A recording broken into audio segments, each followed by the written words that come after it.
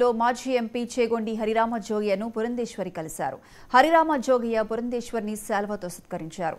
అనంతరం భవిష్యత్ రాజకీయ కార్యాచరణ, జరగనున్న పొత్తుల గురించి చర్చించారు. మహిళా పక్షపాతిగా మహిళల తరపున పోరాటం చేస్తున్న పురంధేశ్వరిని హరిరామ జోగయ్య అభినందించారు.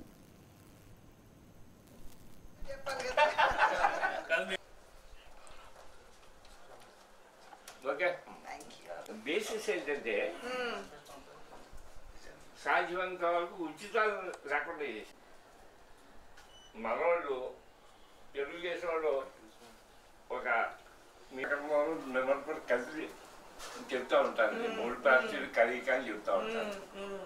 అంటే నా ఎక్స్పెక్టేషన్ ఖచ్చితంగా మీరు ఈ ఏజెన్సీ వస్తారన్నది నా ఇది. మా ఎమ్మెల్యే గారు